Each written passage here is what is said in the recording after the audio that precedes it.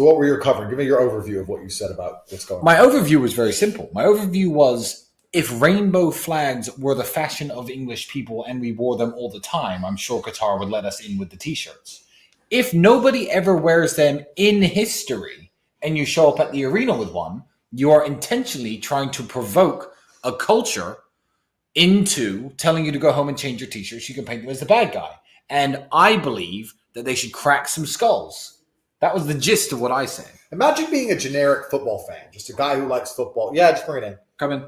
Imagine being a generic football fan, just a guy who likes football. You don't give a shit about any of these political statements, any of this garbage. And now all of a sudden you're, by just watching the football games and supporting football, you're on the side of mass.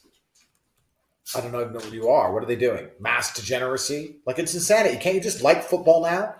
Or can't you just, have sex with who you want in your house without having to show everyone in the World Cup? Bro, you're lucky I'm not Mr. Producer, because I saw some English TV show. There was an English TV show. Thanks. There's an English TV show. Just leave it, bro. Thanks. There was an English TV show, and it's one of these guys. He's one of them football pundits. I don't know. And it was BBC Two or something. And there's a full 3 minutes singing and dancing, just saying how important it is to have rainbow armbands. Why? I don't get it. Why can't people just play football? Why do they have to mix in this agenda with everything? Yeah, I don't It's like the West has no culture besides that. It's the last piece of culture, the pride flag. And I don't give a shit if people are gay. I don't care. You can be as gay as you want. But why do you have to not? Why did you go to another country and make sure that they understand how important it is that you believe that that's an important thing? Like, well, interestingly enough, Andrew, in the argument of love is love and we should celebrate and make legal all types of love, if you are from Qatar and you are a Muslim and you live in England, you cannot legally marry 3 or 4 women. Polygamy is against the law in England.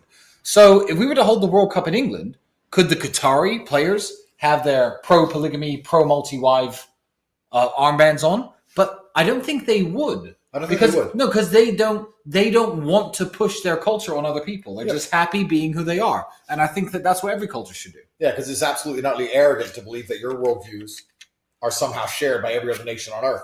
It's actually amazing that the West pretends to be moral and has any kind of moral high ground. If you look at the track records of the West, whether it's starting wars or look at some of the ideas the Matrix is purporting now. I did say this yesterday. Yeah, there's Matrix. I mean, the ideas that the Matrix is purporting now amongst the populations of the West are absolutely not degenerate. They're not moral. You're going to sit there and say that, it's okay to chop people's dicks off at the age of 8 and 9, and that's somehow good. And then you want to talk to others about morality. There's absolutely nothing moral about the West. The West is disgusting in many various forms, and for them to sit there and pretend that they know so much more than other countries is absolutely and utterly disrespectful. So by most metrics, Qatar as a country outperforms nearly every Western country. Yeah, absolutely. It's safer.